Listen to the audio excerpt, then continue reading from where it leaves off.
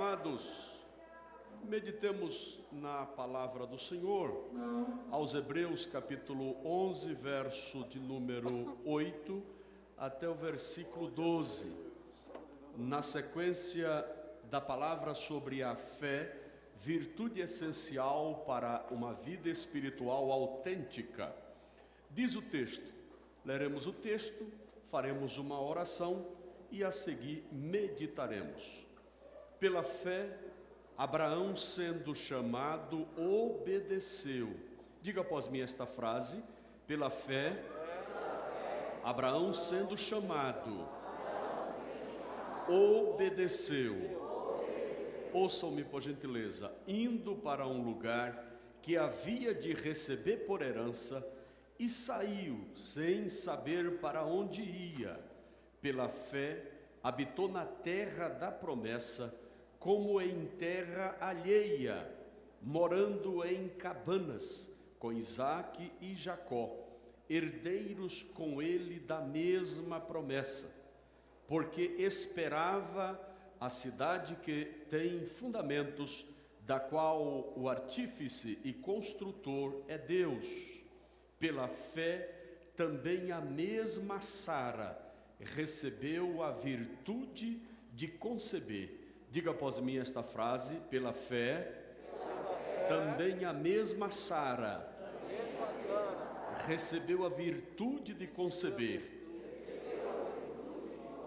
Ouçam-me. E deu à luz já fora da idade, porque teve por fiel aquele que lhe tinha prometido, pelo que também de um, e esse já amortecido, descenderam tantos em multidão como as estrelas do céu e como a areia inumerável que está na praia do mar. Todos digam amém. Amém. Curve a sua cabeça, feche os seus olhos. Eterno Deus, nós te agradecemos pela bênção da vida, pela oportunidade que temos de meditar nas Santas Escrituras, para extrairmos lições e aplicarmos na nossa vida diária, na nossa vida prática. Eterno Deus, dai-nos condição de falar à tua igreja, dai-nos inspiração para falarmos à tua igreja. Nós confessamos e nos curvamos diante da autoridade suprema da tua palavra e ajuda-nos para que possamos receber a tua palavra de bom grado em nossos corações. Abençoa todos.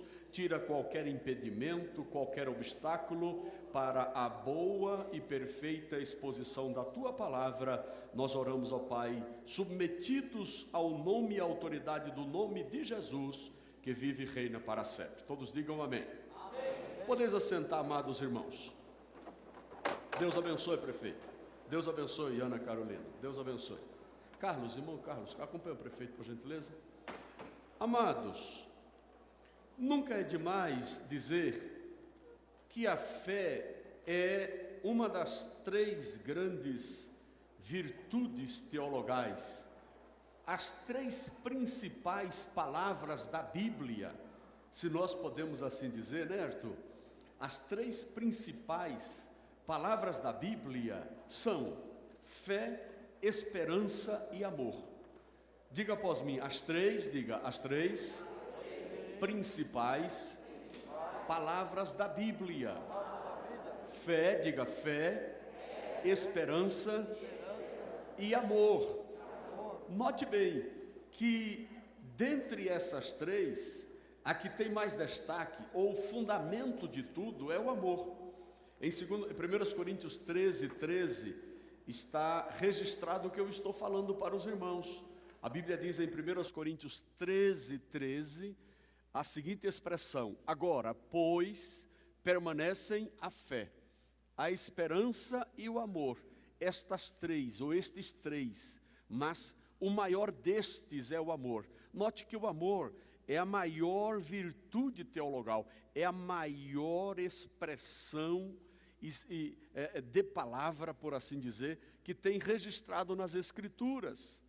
E a fé é um dessas três virtudes: fé, esperança e amor.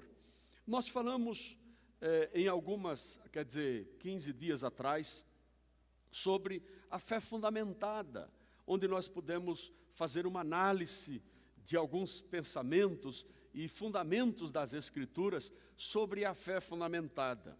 Domingo passado, o pastor Arthur, ele tratou de refletir sobre Abel, sobre Enoque e sobre Noé, falando da atitude de fé que estes 3 patriarcas da fé, heróis da fé, não super-heróis da fé, mas homens simples, mas que tiveram atitude de fé, que creram em Deus e alcançaram a bênção de Deus.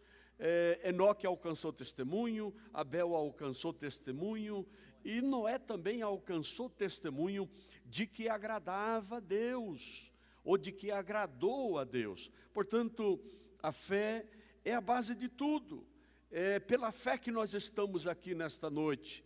A fé é virtude essencial. Nós cremos. Nunca é demais também dizer que nós somos teístas. Diga assim, eu sou teísta, diga. Eu sou teísta. Teísta é que crê, que acredita em Deus, no Deus verdadeiro, no Deus que criou, no Deus que sustenta, no Deus que preserva, no Deus que conserva, no Deus que alimenta. Então, nós somos teístas e cremos neste Deus. É importante também dizer que a fé, ela é operada pelo amor. O que movimenta a fé é o amor. Gálatas 5, verso de número 6, nós já citamos e repetimos, pastor Zanelato, mais uma vez aqui para a Irmandade. Porque em Jesus Cristo, nem a circuncisão, nem a incircuncisão tem virtude alguma, mas sim a fé que opera por amor. Se você tem fé, diz que tem fé, e não tem amor, não é fé verdadeira, não é fé escriturística, não é a fé revelada aos santos, não é?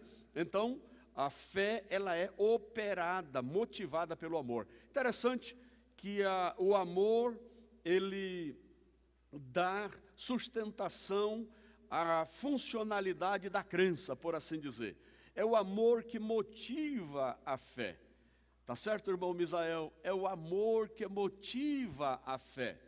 E olha que também os dons espirituais, eles são motivados, Champlin fala, governados pelo amor.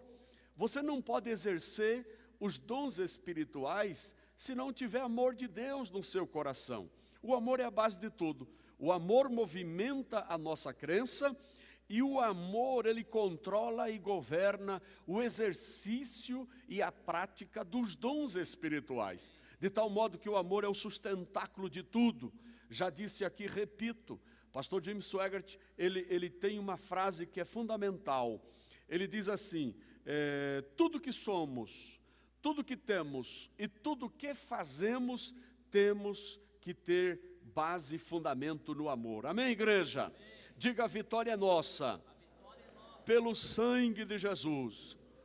Vamos então trabalhar um pouco, muito rapidamente, sobre a fé que nos faz obedecer o chamado, como aconteceu com Abraão, e a fé que nos faz receber a virtude de gerar, a virtude de conceber. São essas duas frases que trabalharemos com os irmãos nesta noite, quer dizer, compartilharemos para a Irmandade nesta noite. Pela fé, Abraão, sendo chamado, obedeceu. Amém, igreja? A fé é o chamado elemento humano da chamada, não é? A fé é o elemento humano da chamada. Diga após mim esta frase: a fé é o elemento humano da chamada. Você pode dizer outra vez, igreja? A fé é o elemento da chamada. Você pode dizer, pastor, tem o elemento divino? Claro que tem. O elemento divino da chamada é a graça de Deus. É a graça de Deus que ela é revelada nas promessas de Deus. Se a fé é o elemento humano da chamada, quer dizer, eu tenho que acreditar no Deus que chama. A graça de Deus é o elemento divino no processo de escolha do chamado. Nós estamos aqui, não é porque queremos, porque somos bonzinhos, porque definimos, porque optamos, tá certo? Nós estamos aqui porque a graça de Deus nos alcançou, a misericórdia do Senhor nos alcançou e nos trouxe para este lugar. Claro que de forma deliberada, de forma com vontade própria, nós estamos aqui neste santuário. Portanto, a fé é o elemento humano da chamada, e quem tem fé obedece à graça de Deus, e a graça de Deus é o elemento divino da chamada. A palavra no original para obedecer, ela é dita como sendo ouvir com subordinação, ouvir com a ideia de subordinação. A expressão é upakou no original, que foi traduzido como obedecer. Pela fé, Abraão, sendo chamado, obedeceu. Ele ouviu de forma subordinativa, de forma subordinada, o chamado divino. Ela também, essa expressão no original, tem a ideia de silenciar, de ouvir em silêncio. Ninguém que reclama está obedecendo. Quem obedece não reclama. Quem obedece silencia a voz e o comando do nosso Deus e o chamamento do nosso Pai. A obediência também, ela tem como conceito etimológico, estar em conformidade com a ordem recebida. Então, quem tem fé, ouve o chamado de forma subordinada. Quem tem fé, ouve o chamado de uma maneira em conformidade com a ordem. E quem tem fé, ouve o chamado silenciadamente. Eu ouço e obedeço e vou, porque sei que Deus está no comando, Deus está na diretriz de todas as coisas. Você já ouviu aquela frase? Aquela frase que diz assim, que a quem Deus chama, Ele capacita. A quem Deus chama, Ele capacita. Diga após mim esta frase: a quem Deus chama, Ele capacita. Você sente isso, amado? Quem sente que é chamado de Deus aqui? Quem sente? Eu sinto que sou chamado do Senhor. Nós fomos chamados. Aliás, falar em chamado, pastor Jaime, é preciso observar o seguinte, pastor Moisés, é preciso observar duas coisas. Existe o chamado universal, o chamado para todos, o chamado de forma universal. Quando Jesus diz, vinde a mim todos vós que estáis cansados, Ele não está especificando, Ele está dizendo da chamada universal. Este é o chamado universal, e existe o chamado específico, irmão Jacó, o chamado específico para uma missão específica. Então, quem tem fé, obedece o chamado, não somente o chamado para a salvação, o chamado universal, mas também o chamado para uma missão específica. A Bíblia diz que muitos são chamados e poucos escolhidos. Há quem faça a distinção entre o chamamento universal para a salvação e a escolha para a ação ministerial ou para a tarefa ministerial. Mas graças a Deus que eu estou falando aqui para quem é chamado, tem a marca da chamada de Deus na vida. Amém, igreja? Que tem e que de forma subjetiva conseguiu expressar este elemento humano chamado fé pela ação da palavra, mas também atendeu à graça de Deus. Você pode dizer, pastor, a graça de Deus é elemento divino da chamada? Em 2 Timóteo 1, verso 9 diz isso. 2 Timóteo 1 e o versículo de número 9. Lá está muito claro que diz que nos chamou com uma santa vocação, não segundo as nossas obras, mas segundo o seu próprio propósito e graça, que nos foi dada em Cristo Jesus antes dos tempos dos séculos. Eis aí, uma vocação santa, tá certo? Uma eleição santa, posso também assim dizer, mas não meritória, não segundo os nossos méritos, mas segundo o propósito, o proteses divino, a graça de Deus que nos foi dada antes dos tempos dos séculos. Amado, diga assim, antes dos tempos dos séculos, diga. Antes que eu e você existíssemos, Deus já tinha um plano e um propósito para a minha vida e para a tua vida, através da graça poderosa do nosso Deus. Amém, igreja? Então você não tem uma vida aí entregue ao léu da sorte. Você não está vivendo por viver. E aquela ideia que aquele compositor de samba diz que deixa a vida me levar, isso é coisa do inimigo, amado. Isso é coisa dele. Isso é coisa dele. A tua vida não está te levando. Quem te leva é Deus. É o propósito de Deus. É o plano de Deus. É a chamada divina que te faz movimentar, que te faz andar, que te faz seguir. Você pode até dizer, eu não sinto isso, mas meu amado, você crê que há algo que te faz andar, algo que te faz prosseguir. No meio da luta, no meio da tempestade, no meio da dificuldade, você não para, você não fica, você não se esmurece, você não recua, você só avança, só avança, só avança, só avança. Sabe por quê? Por causa da graça fortificadora e sustentadora de Deus na tua vida e o plano dele para a nossa vida. Amém, igreja? Glórias ao nome do Senhor para todo sempre. Diga após mim esta frase, pela fé, diga. Abraão, sendo chamado, obedeceu. Amado, olha que coisa interessante. Será que nós podemos, com base nesta frase, dizer que a maior e mais forte evidência da chamada de uma pessoa, ou do chamado divino de uma pessoa para a obra do ministério é a sua crença? Podemos dizer? Podemos. Crença que leva à obediência. Certo ou não, pastor Arthur?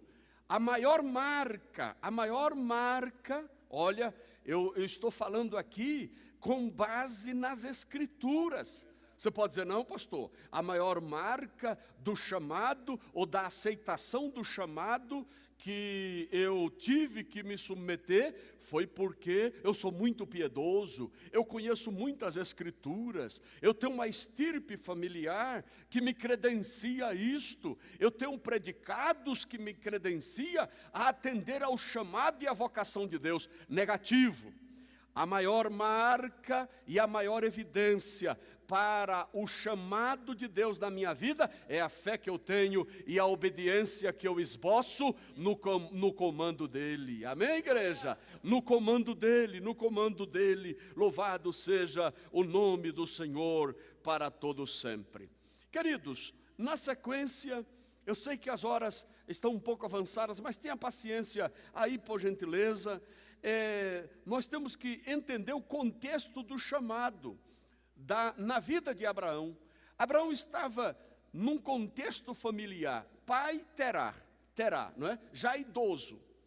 Num contexto familiar, Abraão, ele estava, a profissão de Abraão, vocês nem imaginam, antes dele ir para Harã, e depois de Harã, Pandarã e Canaã, por assim dizer, ele era construtor de terafins, de ídolos. O pai dele era fabricante de ídolos. Foi deste contexto que Deus diz que Abraão, sai da tua terra e da tua parentela e vai para um lugar que eu te mostrarei e te darei por herança. Sabe o que eu fico aqui comigo refletindo?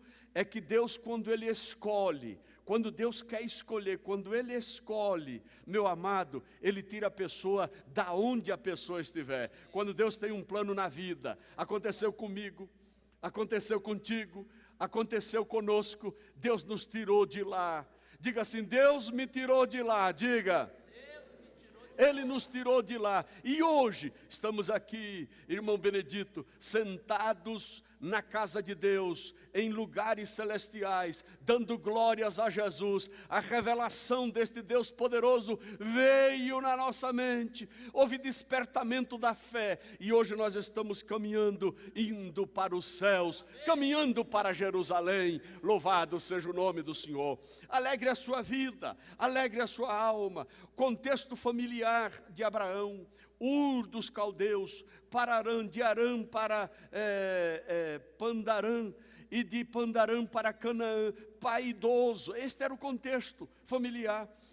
Sara, estéril, infrutífera, sem capacidade biológica de conceber. Este era o contexto familiar. Profissão, já falei. Vida social completamente divergente daquilo que nós temos como natural e habitual. Foi deste contexto que Deus tirou Abraão e lhe fez uma grande promessa. Você quer que eu diga uma coisa para a tua vida? Aquele teu irmão, aquele teu parente, aquele teu amigo que não é crente, e que de repente você nem imagina que ele um dia estará na casa de Deus, mas Deus tem um propósito com ele e com ela. Quem crê nesta verdade? Eu creio que Deus tem um propósito. Começa a dizer que Deus tem um propósito para o teu filho. Começa a dizer que Deus tem um propósito para a tua filha. Começa a dizer que Deus tem um plano para a tua casa. Começa a dizer que Deus tem um plano para a tua vida. Você não vai sair da rota e não vai sair debaixo desta chamada e deste plano. Você pode ir para onde for, pode se esconder onde quiser. Deus vai te achar.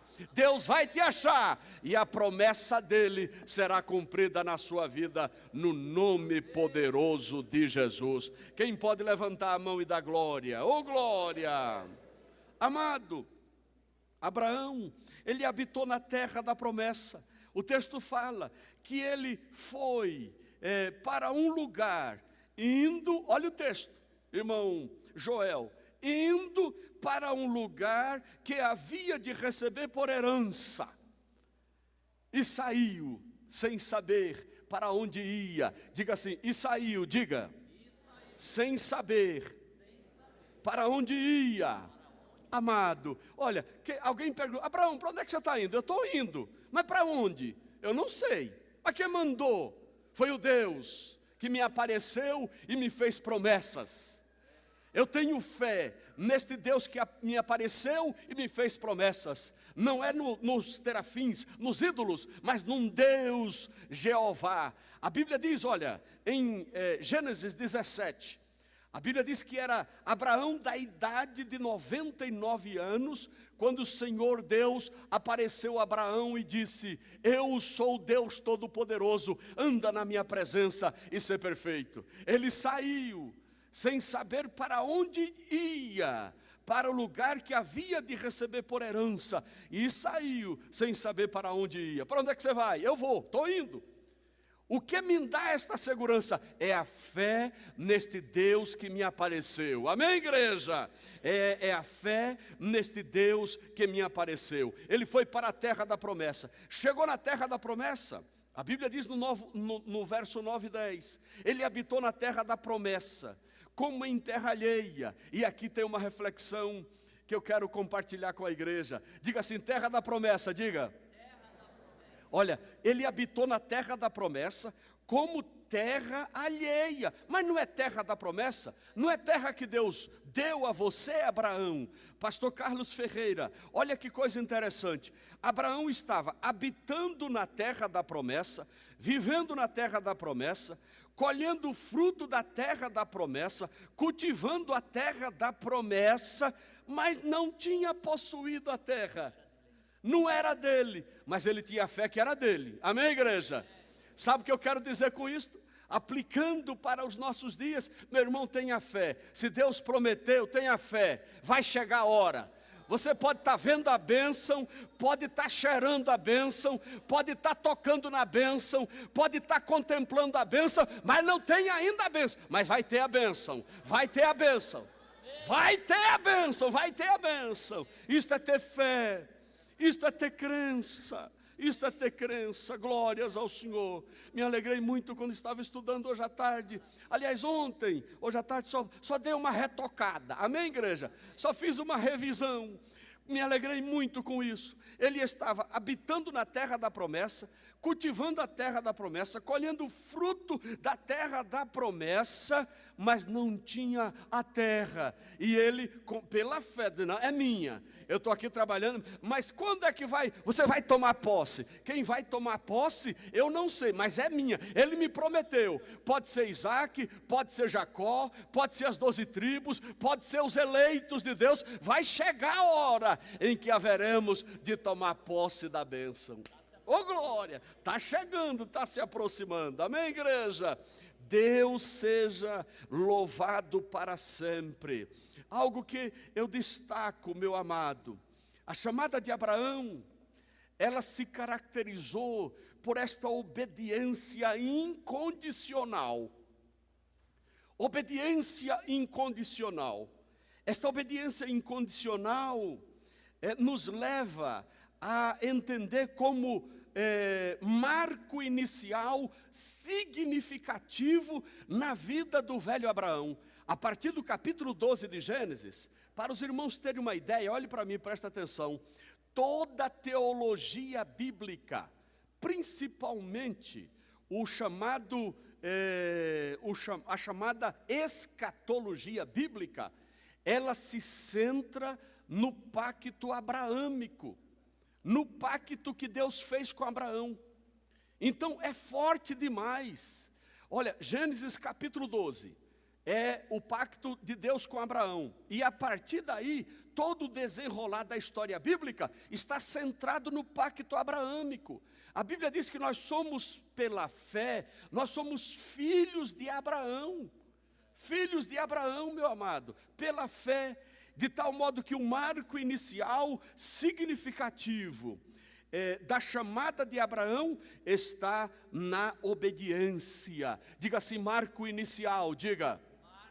Significativo. Todo chamado tem uma marca inicial significativa. Se nós olharmos para Moisés, quando ele viu lá o fogo na sarça ardente, fogo que não consumia a sarça, e Deus lhe apareceu e lhe fez, portanto, o comissionamento para tirar o povo de Israel do Egito. A visão da sarça ardente, aquilo ficou para o resto da vida impregnado na mente e no ministério de Moisés. Quando, de repente, quem sabe, ele imaginava recuar, ele lembrava da sarça ardente. Aquele Deus poderoso da sarça está comigo.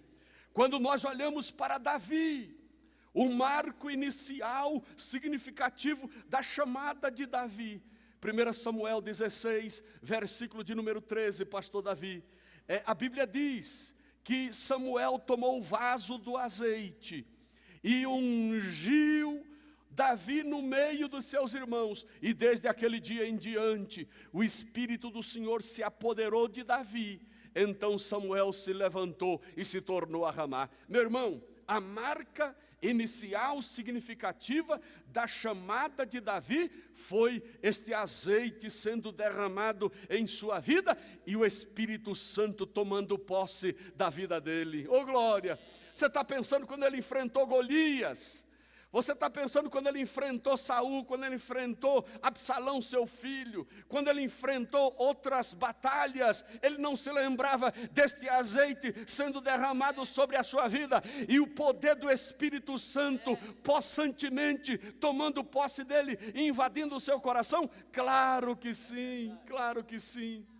Sem falar em apóstolo São Paulo, capítulo 9 de Atos, ele viu uma luz tremenda, versos 5 e 6, no caminho de Damasco, ele ouviu uma voz dizendo, Saulo, Saulo, por que tu me persegues? Duro é para ti recalcitrar contra os aguilhões. Verso de número 6, então, ele diz, Senhor, que queres que faça? Você está pensando que o ministério de Paulo não foi conduzido por esta marca significativa inicial? Foi conduzida por esta marca significativa inicial. Não é? A partir da visão do ressuscitado, do Cristo da Galileia, daquele que ele saía e tinha autoridade e cartas para destruir os seus seguidores. Mas Jesus teve um encontro com Paulo, e Saulo, ele se tornou Saulo, se tornou Paulo, e o verso 15 diz que ele seria vaso escolhido para pregar o nome de Jesus a todos os gentios, reis e todos os filhos de Israel. Amém, igreja? Eu te pergunto, qual é a marca inicial significativa do teu chamado? Muitos aqui se recordam. Eu me recordo quando Deus me chamou. Você se recorda quando Deus te chamou? Você se recorda o dia que Deus te chamou? Você se recorda o dia que Deus te chamou? Você se recorda o dia que Deus te chamou? Você se recorda o dia que Deus te batizou com o Espírito Santo? Você se recorda, você se recorda. É isso que não nos permite retornar. Eu olho para a marca inicial da minha chamada e digo: Senhor, Tu estás comigo. Aquilo foi poderoso, aquilo foi marcante na minha vida. Eu vou avançar, não vou recuar. Vou chegar até os portais da eternidade e o nome dele será glorificado na minha e na sua vida. Amém, igreja? Oh glória, oh glória. Marco inicial significativo molda, influencia o chamado para o resto da vida. Eu te desafio a você se lembrar do dia em que você se batizou, do dia em que você aceitou Jesus, do dia em que você se batizou nas águas, do dia em que você recebeu o batismo no Espírito Santo, no dia em que você foi consagrado. Estes marcos iniciais, leve agora, traga agora a sua memória, lembra-te e se alegra no Senhor de uma forma especial. Amém, igreja? Eu encerro que o domingo que vem vamos falar sobre a virtude de gerar, com base em Sara. Eu quero aqui dizer o seguinte, amado: a fé, ela não exige explicação, mas obediência ao comando divino. Tenha fé. Quem disse isso é Strong. A fé não exige explicação, ela exige obediência. Obediência ao comando divino. Obedeça em nome de Jesus. Obedeçamos em nome de Jesus. Lembremos-nos da chamada de Deus na nossa vida. Amém. Deus seja louvado.